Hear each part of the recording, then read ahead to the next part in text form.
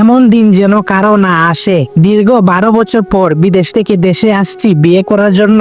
বাস্তবে আমার কোনো পছন্দ না থাকায় আমার ফ্যামিলি একটা সুন্দরী মেয়ের সাথে আমার বিয়ে ঠিক করে রাখছে আগে থেকেই। তাতে আমার কোনো আপত্তি ছিল না। সোনাদানা সহ এক প্রকার বিয়ের সব প্রস্তুতি নিয়ে গত 13 নভেম্বর দেশে আসছি। দেশে আসার পরের দিন থেকেই দুই ফ্যামিলি বিয়ের জন্য তাড়াহুড়া করতে শুরু করে দিছে। এর মধ্যে আবার শ্বশুর বাড়ি থেকে দাওয়াত দিছে বিয়ের আগে তাদের মেয়েকে একবার দেখে আসার জন্য। বাবা মা আর আমরা তিনজন গেলাম হবু বউকে দেখতে। তাদের বাড়িতে গেলাম। প্রথমে পরিচয় করিয়ে দেয়া হলো হবু শ্বশুরের সাথে, তারপরে শালার সাথে, তারপরে বউয়ের সাথে। বউ মাশাআল্লাহ পরীর মতো, অল্প বয়সী সব মেয়েরাই সুন্দরী।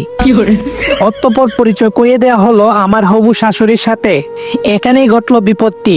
শাশুড়ির দিকে তাকাতেই আমার শরীরের প্রত্যেকটা অঙ্গ প্রত্যঙ্গ কাজ করা বন্ধ করে দিছে কিছুক্ষণের জন্য। শাশুড়িকে দেখে আমার চমকে ওঠার কারণ জানলে আপনিও অবাক হয়ে যাবেন। শাশুড়িকে দেখে আমার এরকম অবস্থা কেন হয় সেটা জানার আগে সুন্দর এই ছবিটির জন্য একটা লাইক এবং একটি সাবস্ক্রাইব এবং কমেন্টে তোমার নামের প্রথম লেটার অনুযায়ী ইমোজি দিয়ে যাবে। শাশুড়িকে দেখে আমার এরকম অবস্থা হওয়ার কারণ এই সেই মেয়ে যে একসময় আমার ক্লাস 5 এর প্রেমিকা ছিল।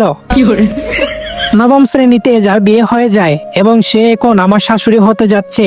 এখন আমার কি করা উচিত? বিয়েটা ভেঙে দেওয়া নাকি অতীত ভুলে গিয়ে প্রাক্তন প্রেমিকার মেয়েকে নিয়ে নতুন স্বপ্ন শুরু করা?